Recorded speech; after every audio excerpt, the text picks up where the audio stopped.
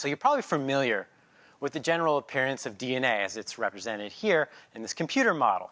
Make it active. It's a double helix of 2 polymeric strands. Now, if we unwind those strands, we can see the stacked nucleotides that form this linked structure.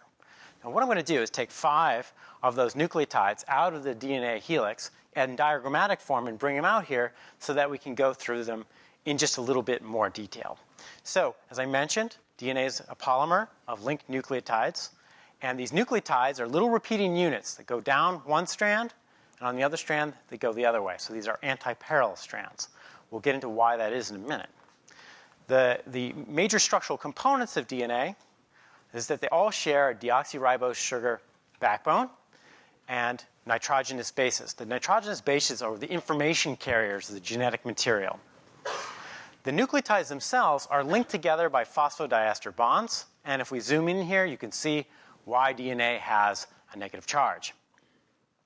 Now, these DNA molecules have these nucleotides that are linked in a directional manner. So if we zoom in on the ribose, you can see that the linkage of the phosphodiester bonds occurs at the 5' carbon, and you can see the numbering of the carbons around the ribose here, as well as the 3' carbon. And so DNA is inherently directional. We read and write DNA from the 5' direction to the 3' direction. That's not coincidentally the direction in which enzymes which replicate DNA also extend a growing chain. All right, now back to the nitrogenous bases. There are 2 kinds. There are purines, adenine and guanine, and there are pyrimidines, thymine and cytosine. And there are also rules governing which can bind to which by hydrogen bonding, these so-called base pairing rules. And in the base pairing rules, cytosine can bind with guanine, and adenine can bind with thymine. And this forms the basis of the genetic code. Now, in RNA, thymine is actually uracil, small point.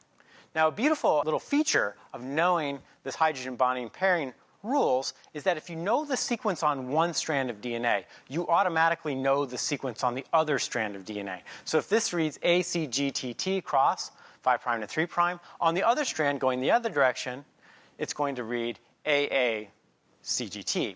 Now, put these back into the helix. I'll tuck them in. So here are the nucleotides. We'll put them back in there and twist it back up into this helical, right-handed helical spiral of antiparallel strands, where you can clearly see that the bases form sort of a semi-stacked ladder, like steps on a staircase.